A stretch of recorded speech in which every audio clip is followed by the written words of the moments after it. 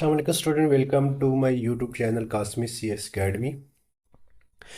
आज हम अपना जो लेक्चर नंबर 5 है, ये बेसिकली हम सी और जो C++ के स्टूडेंट हैं उनके लिए कंबाइन रिकॉर्डिंग कर रहे हैं। यानी कि जो सी और C++ के जो सी के स्टूडेंट हैं उनका लेक्चर नंबर 7 होगा, और जो C++ लैंग्वेज स्टूडेंट है उनका लेक्चर नंबर कौन सा होगा? आपका 5 होगा। तो इस लेक्चर के अंदर जो टॉपिक आज हम डिस्कस करेंगे वो हम IDE इंटीग्रेटेड डेवलपमेंट इन्वायरमेंट्स देखेंगे। उसके जो कंपोनेंट है, टेक्स्ट एडिटर है, कंपाइलर है, लिंकर है, लोडर है, डिबगर है, इनको डिस्कस करेंगे। और जो हमारे पास जो सी या C++ के लिए जो इसका एडिटर है, जिसका नाम हम डेव C++ IDE को क्या करेंगे, इंस्टॉलेशन करेंगे और इसका इस्तेमाल करना सीखेंगे। जैसा कि आपको पता है कि जो सी और C++ है, C++ क्या है, वो सी का ही सुपरसेट है। तो हम जितनी भी कोडिंग करेंगे तो वो हम किस में करेंगे? डेव C++ का ही इसका एडिटर हम इंस्टॉल करेंगे। तो आज हम के लेक्चर के अंदर देखेंगे कि ये जो डेव C++ हमारे, और इसके अलावा और एडिटर भी हैं। ये ना रखिए कि हमारे पास सिर्फ ये डेव C++ है, बाकी और मुख्तलिफ एडिटर है, उनके ऊपर भी आप काम कर सकते हैं। लेकिन जो अगर आप स्टूडेंट हैं या आप बिगिनर्स लर्नर हैं अभी सी या C++ के, तो आप लोगों के लिए, जो स्टूडेंट के लिए जो एडिटर है वो डेव C++ ही बहुत बेहतरीन है। उन पे आप जाकर कर सकते हो, अपनी कोडिंग कर सकते हो। तो हम भी इसी पे काम करेंगे। तो स्टूडेंट, आपको अब इसका इंस्टॉल करना, इसके ऊपर आपको प्रोग्राम कैसे लिखना है, इसको इस्तेमाल कैसे करना है, तो आज के लेक्चर के अंदर हम क्या करेंगे, इसको डिस्कस करेंगे। इसके कंपोनेंट्स इंशाल्लाह बाद में देखेंगे। तो सबसे पहले हम इसकी इंस्टॉलेशन कर लेते हैं, ठीक है जी। तो आज सबसे पहले हम क्या कर लेते हैं, इसको इंस्टॉलेशन कर लेते हैं। Installation and use of Dev C++। चले जाते हैं बच्चे। इसके इंस्टॉलेशन के लिए आप लोगों ने करना ये है कि आप लोगों को मेरा इसको, मैं अपना गूगल क्रोम ओपन कर रहा हूँ, ब्राउज़र ओपन कर रहा हूँ स्टूडेंट, ठीक है जी। क्रोम मैंने ओपन कर लिया और इसके अंदर मैं लिखूंगा डेव C++। ये यहाँ लिखा हुआ है, ये लिख दिया, डेव C++ लिख दिया, C++ में लिख, ठीक है। इसमें मुख्तलिफ के बाद वीडियो देखिए, मैं कंट्रोल व्यू कर रहा हूँ, कंट्रोल क्लोज व्यू कर रहा हूँ। एक पहले ये bloodshell.net, http://www.bloodshell.net, ये जो पहली वेबसाइट है इसको ना लिंक कीजिएगा। ये दूसरी जो चीज़ है डेव C++, ठीक है, इसमें सोर्स फॉर जी, इस पे आप क्या करेंगे, क्लिक करेंगे तो आपके सामने इस तरह की क्या आ जाएगी, स्क्रीन आ जाएगी। ठीक हो गया। एक और टैब ओपन हुआ। इस टैब के अंदर क्या है, सोर्स 4G। इसके अंदर ये डाउनलोड है। इस डाउनलोड पे करेंगे, क्लिक करेंगे तो आपकी डाउनलोडेशन क्या हो जाएगी, जैसे इस पर मैंने क्लिक किया, ठीक है जी। तो नेट की स्पीड से देखिएगा कि कोई नेट की स्पीड से, इस पर मैंने इसको क्लिक कर दिया। थोड़ी सी नेट की मेरी स्पीड स्लो है तो वो ये डाउनलोडिंग इस पर स्टार्ट थोड़ा टाइम लगेगा क्योंकि उसको डाउनलोड होने में, ठीक है। तो उसको, इसके डाउनलोड होने का इंतज़ार करते हैं कि ये हमारे पास डाउनलोड हो जाए, ताकि फिर इसको हम इंस्टॉल कर लें, ठीक है जी। स्टूडेंट, मेरा जैसा कि पता है कि मेरा ये जो सॉफ्टवेयर है वो क्या हो चुका है, डाउनलोड हो गया। जैसे आप डाउनलोड करेंगे तो आप अपने डाउनलोड के अंदर जा कर के करेंगे, इसको चेक करेंगे कि डाउनलोड हुआ या नहीं हुआ, ठीक है। तो मैं जा रहा हूँ हमारे पास डाउन माइक जिस PC पे, ठीक है, इसको कैपिटल कर रहे हैं। मैं चला गया आपकी सी ड्राइव डाउनलोड पे, यहाँ पे देख लें ये डाउनलोड से, ठीक है। इस पर क्लिक करेंगे तो ये देखिए मेरे पास सी है, तो इस पर डेव C++, कंट्रोल क्लिक कर रहा हूँ, नजर आ गया, डेव C++5.11 ये इसका वेरिएंट है, और इसका 4.92 इसका सेटअप है। तो मैं इसको पे क्लिक कर दूंगा तो इस पर क्या हो जाएगा, ये इंस्टॉलेशन हो जाएगी, ठीक है जी। इस पर मैंने क्लिक कर दिया क्योंकि ऑलरेडी मेरे पास डाउनलोडेड था, तो इसलिए मैंने इसको बंद कर दिया, ठीक है। Do you want to allow, ये आपको कहेगा, तो आप लोगों ने कर दें इस पर यस कर दें, यस पे करेंगे, ठीक है। तो इसको में ये आ जाएगा, ये वेटिंग, अब थोड़ा वेट कीजिएगा, डाउनलोड होना स्टार्ट हो जाएगा, ठीक है। आप इसकी लैंग्वेज सेलेक्ट करेंगे, इंग्लिश है तो मैं इंग्लिश ही करता हूँ, नेक्स्ट करेंगे। ये एग्रीमेंट दे रहा है तो आप इसके पे आई एग्री पे करेंगे, क्लिक करेंगे। जिस ड्राइव के अंदर क्या क्या कौन कौन से कंपोनेंट है, मुझे जो जो टिक है वो सारे चाहिए पे, तो मैं नेक्स्ट पे क्लिक करूँगा। किस जगह पे इंस्टॉल करना चाहते हैं, यहाँ पे आप कोई भी ब्राउज करके कोई ड्राइव भी सिलेक्ट कर सकते हैं, लेकिन मैं तो ज़रा सी के अंदर क्या करूँगा, सी के अंदर प्रोग्राम फाइल के अंदर डेव सी पी पी के नाम से क्या हो जाएगी, इंस्टॉल हो जाएगी। इंस्टॉल पे क्लिक कर दूँगा। ठीक है जी। ये इंस्टॉलेशन में थोड़ा सा टाइम लगेगा, इतना ज़्यादा टाइम नहीं लगेगा, इतनी ज़्यादा हैवी फाइल नहीं है। तो थोड़ा सा ये फाइल आपकी इंस्टॉलेशन पे हो जाएगी, स्टार्ट हो जाएगी।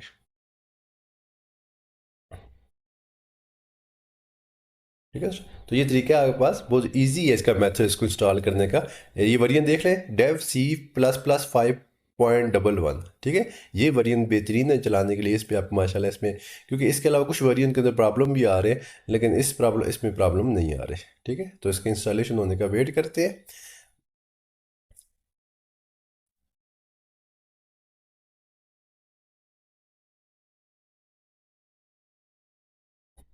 कंप्लीट होने वाला है। ठीक है जी। तो ये आपका क्या हो गया, इंशाल्लाह फिनिश करेंगे। ठीक है, थोड़ा सा वेट करेगा, वो बनाएगा। इसको मैं क्लोज कर रहा हूँ। ये आपके पास क्या हो जाएगा, ओपन हो जाएगा। ठीक है, आप इसमें कुछ इसकी फाइल में जाएंगे, न्यू पे क्लिक करेंगे, सोर्स फाइल पे जाएंगे, और ये आपके पास ओपन हो जाएगा। ठीक है, ये वो एरिया होगा जहाँ पे हमने क्या करना है, प्रोग्राम लिखने हैं। टूल के अंदर अगर इसका आपको साइज क्योंकि मुझे कम लग रहा है, तो हम इसमें करते हैं, इसका कंपाइल ऑप्शन, एडिटेबल डेवलपमेंट, यहाँ क्लिक कर देते हैं। यहाँ पे आ जाएगा, इसमें आपने फ़ॉन्ट का कलर वगैरह चेंज, ये इसमें यहाँ से इसका फ़ॉन्ट का थोड़ा मैं बड़ा कर रहा हूँ। ठीक है, तो यहाँ पे इसका कलर आप बड़ा कर सकते हो, क्योंकि मैं कोडिंग करूँगा। तो आपको थोड़ा 20 बल्कि 20 तक रख लेते हैं, ताकि मैं, आप वैसे तो कम रखिएगा, तो मेरे पास थोड़ा ज़्यादा ये है फ़ॉन्ट, तो ये कर दे, ओके कर देते हैं। ठीक, ये हो जाएगा, ये अब थोड़ा बड़ा आपको नज़र आ रहा हो। ठीक है, एक छोटा सा, अच्छा ये इसका IDE है, इसको क्या बोलेंगे, IDE। इस IDE के अंदर आपने न्यू फाइल बनाया, तो फाइल है। ठीक है, पहले हम क्या करेंगे, इस यहाँ पे प्रोग्राम को राइट करेंगे, इसको बोलेंगे मीन के ये इसका एरिया जो होगा वो इसका टेक्स्ट एडिटर है। मीन कि इसको एडिटिंग यहाँ पे करेंगे, फिर इसको सेव करने के लिए उसी तरह फाइल पे जाएंगे।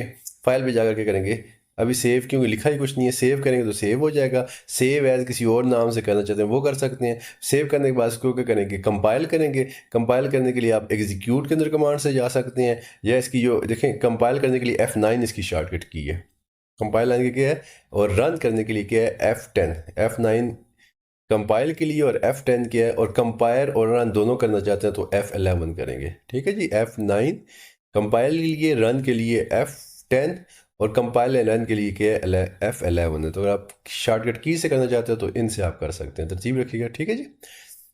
दूसरा ये सिंबल भी है। ठीक है, ये सिर्फ कंपाइल के लिए, ये किसके लिए, रन के लिए, और ये कंपाइल एंड रन के लिए। ठीक है, ये इसके सिंबल्स भी हम करते हैं। छोटा प्रोग्राम लिख लेते हैं, तो क्या उसका क्या प्रोसीजर होगा, जैसे जब भी प्रोग्राम लिखते हैं तो सबसे पहले एड्र फाइल ऐड करते हैं। इंशाल्लाह नेक्स्ट टॉपिक के अंदर आगे हम इसको देखेंगे, तो वो क्या होता है। ठीक है, #include, इंक्लूड स्पेस थोड़ी ज़्यादा है बेशक इसमें रे, क्योंकि आपको नज़र आना चाहिए, एंगल ब्रैकेट।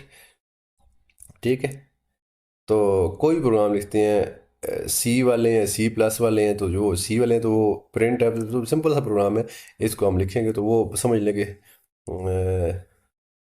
स्टूडेंट अभी प्रोग्राम तब नहीं लिखा क्योंकि अब ये कंबाइन आप लोगों का लेक्चर है, तो जब जो सी प्लस प्लस के बच्चे हैं तो उनके लिए थोड़ा सा क्या होगा, मसाइल हो सकते हैं, तो ये थोड़ा ख्याल करें। इसलिए हम कहते हैं इसके कंपोनेंट देख लें कौन कौन से। पहले हमने ये प्रोग्राम को लिखा, लिखने के बाद क्या करेंगे, फाइल में जाएंगे, फाइल करने के बाद क्या कर देंगे, सो पूरा लिख लेते हैं। चलें, मैं सी का प्रोग्राम लिख रहा हूँ। ठीक है जी, तो इसके अंदर लिखता हूँ stdio.h।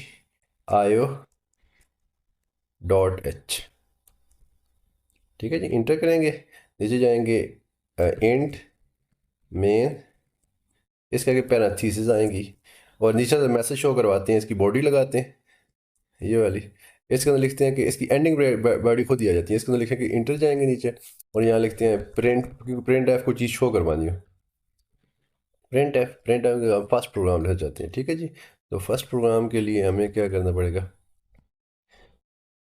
हमारे पास क्या हो जाएगा, फर्स्ट प्रोग्राम, और आखिर में क्योंकि स्टेटमेंट टर्मिनेटर है तो इसके आखिर में सेमीकोलन लगा देंगे। प्रोग्राम को क्या करेंगे, अब कंपाइल करेंगे कि उसमें कोई एरर तो नहीं है, पहले प्रोग्राम को सेव करेंगे। सेव करने का ये तरीका, ये सेव, ये कंट्रोल एस, इस पर क्लिक करेंगे। ठीक है, ये किस जगह पर जाएगा तो चाहते हो, तो मैं कहता हूँ इसको डेस्कटॉप के ऊपर ही क्या कर दूँ, सेव कर दूँ।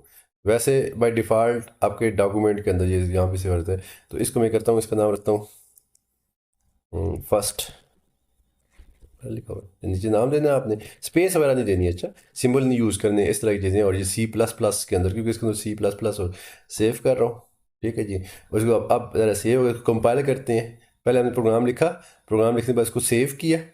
ठीक है, सेव करने के बाद इसको करके कंपाइल, कंपाइल मीन क्योंकि ये सोर्स कोड है, अब इसको हम करेंगे मशीन कोड के अंदर या ऑब्जेक्ट कोड के अंदर कन्वर्ट करेंगे। या तो F9 पर दें या एग्जीक्यूट में जाएं और कंपाइल पे क्लिक करें, तो ये कंपाइल देगा। तो नीचे आपको कुछ बता रहा है कोई एरर नहीं है, कोई वार्निंग नहीं है। कोई एरर होगा तो प्रोग्राम में से एरर को जब तक रिमूव करोगे। ठीक है जी, अब हमारा इस काबिल हो चुका है, इसको हम क्या कर सकें, इसको रन कर सकें। ठीक है जी, कंपाइल करते हैं। जब कंपाइल करते हैं तो उसके साथ लिंकिंग भी होता है, लोडिंग भी होता है, इंशाल्लाह वो हम डिस्कस करेंगे कैसे होगा। और फिर करते हैं इसको जा कर करते हैं रन कर देते हैं। रन करेंगे तो ये इसकी क्या आ जाएगी, आउटपुट आ जाएगी। मैं इसकी आउटपुट आपको बताता हूँ। क्लियर, ये क्या आ जाएगी, इसकी फर्स्ट प्रोग्राम जो मैंने प्रिंट एफ में लिखा था वो क्या हो जाएगा, एग्जीक्यूट होके आ जाएगा। ठीक है स्टूडेंट, तो ये आपका क्या था, एडिटर था। तो इसको आपने, अब इसको हम देखते हैं कि इसके पार्ट्स कौन कौन से हैं। ठीक है, जिसकी आउटपुट स्क्रीन को बंद कर रहा हूँ। तो अब आते हैं यहाँ पे। तो student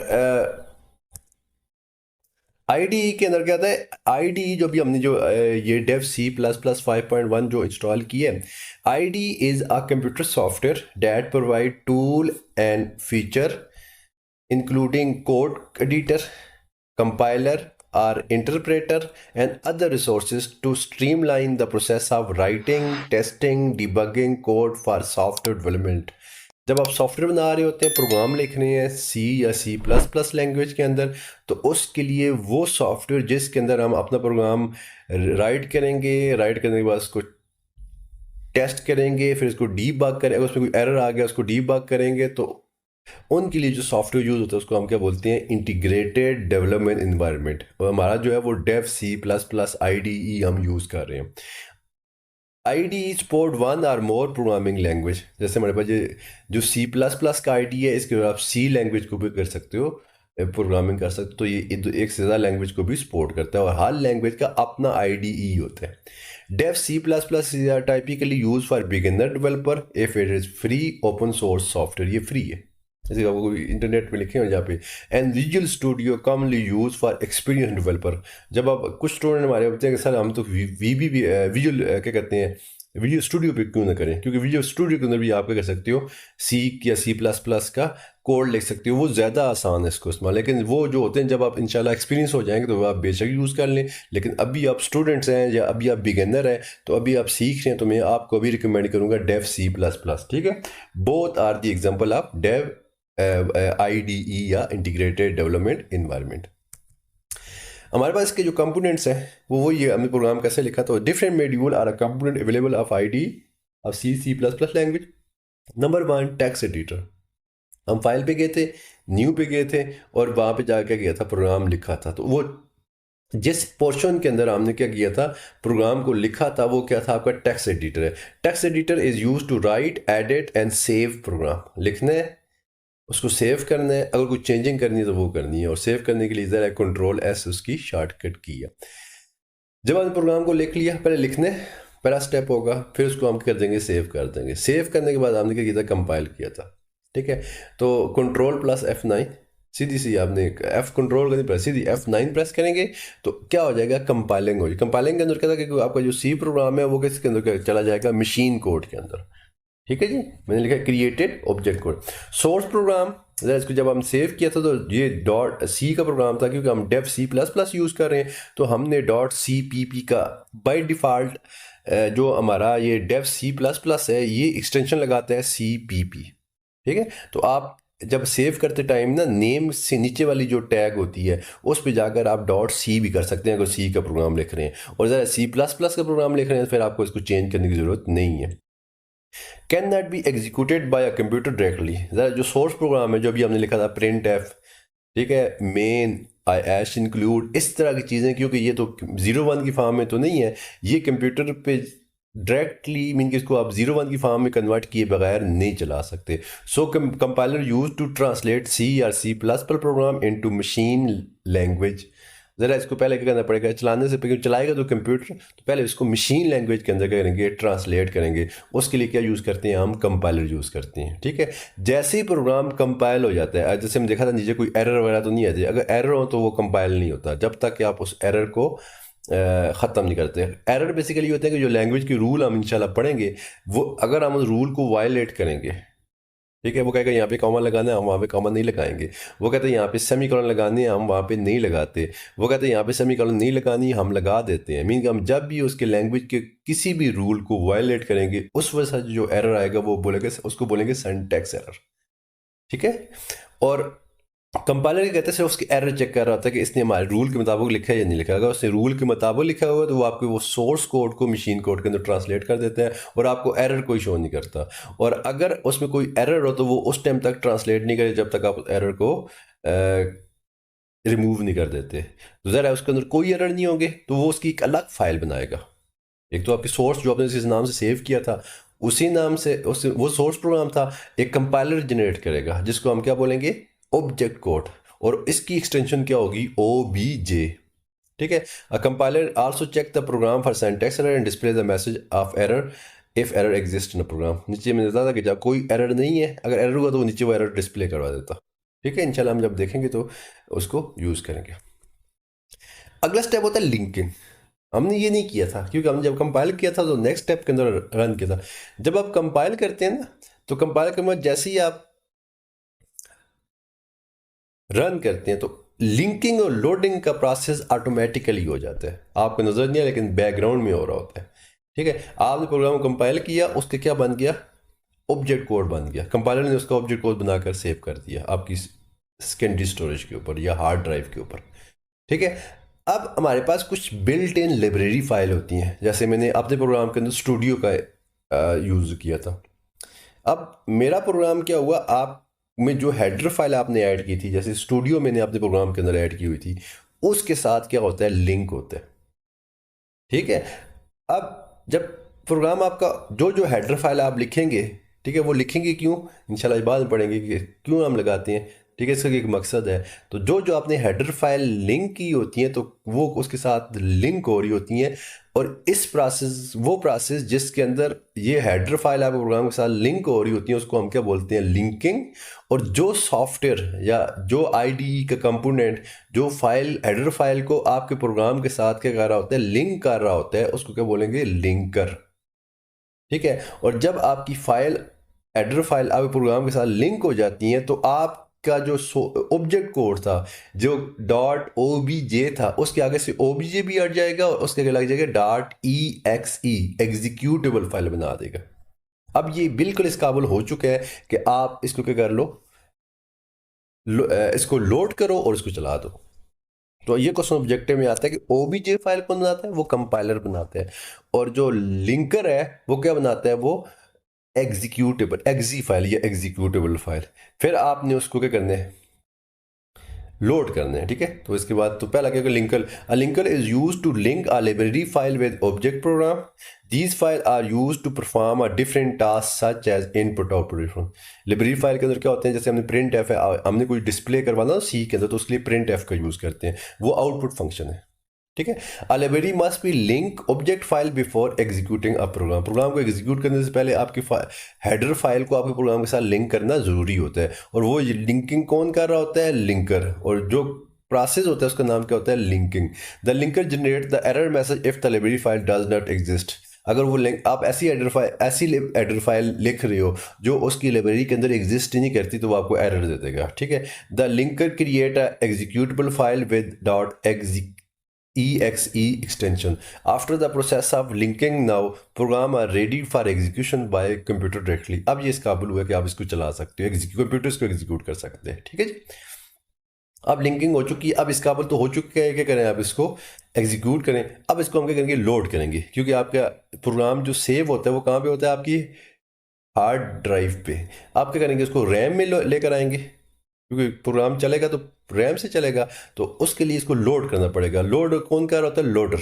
loader is use to load the executable file, जो एग्जी फाइल जो लिंकर ने बनाई थी, into memory for execution, mean RAM के अंदर उसको क्या कहते हैं, लोड कर देते हैं। A program must be loaded into memory in order to executed, तभी एग्जीक्यूट होगा या रन होगा, कि अगर आपने क्या करना है, इसको रैम के अंदर लोड कर देना है। ठीक है जी, जब आपने लोड कर दिया, फिर आपने उसके बाद रन किया था, जिसकी शॉर्टकट की थी हमारे पास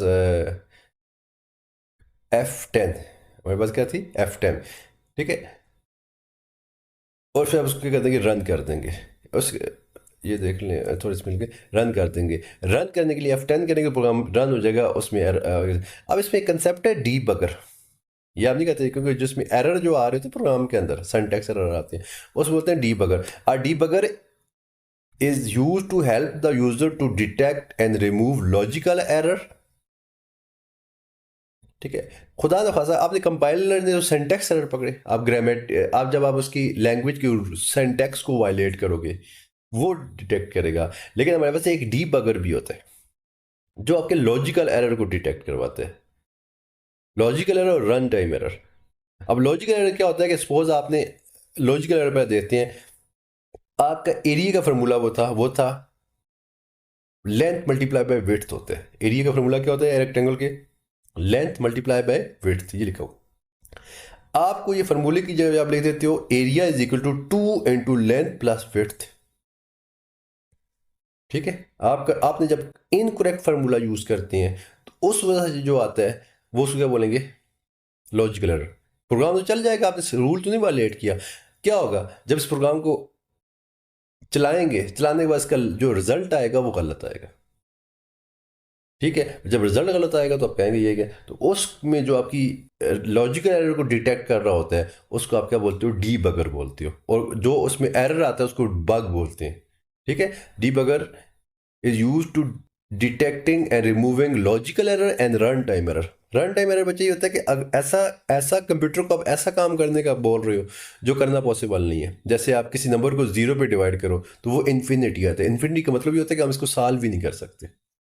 ठीक हो गया, तो इसलिए इस वजह से जो है कंप्यूटर रुक जाता है। इस तरह के जो एरर होते हैं इनको लॉजिकल एरर और रन टाइम एरर को डीबगर रिमूव करता है, और जो सिंटैक्स एरर होते हैं वो कंपाइलर यूज करता है। ये बहुत मेन पॉइंट है जो आपको किसी जगह पे नहीं समझाया जाएगा। ठीक है जी, ये डीबगर हम पढ़ते रहते हैं। Debugger is use to help user in detecting removing error. तो हमारे क्वेश्चन आता है, डीबगर भी तो एरर को रिमूव कर रहा है, फिर कंपाइलर भी तो एरर को रिमूव कर रहा है, तो दोनों क्यों, डीबगर दोनों क्यों कर रहे हैं? इनमें डिफरेंस ये है, जो हमारे पास कंपाइलर होता है वो सिर्फ जो सिंटैक्स एरर होते हैं उनको डिटेक्ट करता है, जबकि जो डीबगर है वो लॉजिकल एरर, जब आप कोई इनकरेक्ट फार्मूला यूज कर रहे होते हैं या आप किसी नंबर को 0 पे डिवाइड करा रहे होते हैं, इस तरह के एरर को डिटेक्ट करने में यूजर क्या कर रहा होता है, हेल्प कर रहा होता है। ठीक है, तो एरर क्या बोलते हैं कंप्यूटर के अंदर, बग को बोलते हैं। The process of finding and removing bug from computer program is called debugging. इसको आप डीबगिंग बोलेंगे। और जब मैं डीबगिंग की बात करूं तो आपके माइंड के अंदर एक लॉजिकल एरर आने चाहिए और कौन से आने चाहिए, रन टाइम एरर आने चाहिए। इंशाल्लाह हम इनके एरर की टाइप्स हैं उनको भी डिस्कस करेंगे, कितने टाइप के एरर आ सकते हैं।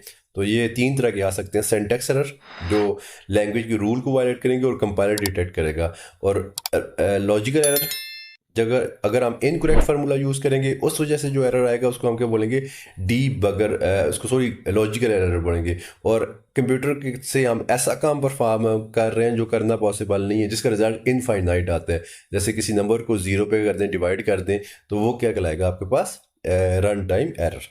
ठीक है स्टूडेंट, तो मैं उम्मीद करता हूँ कि आज के लेक्चर की आपको समझ आई होगी।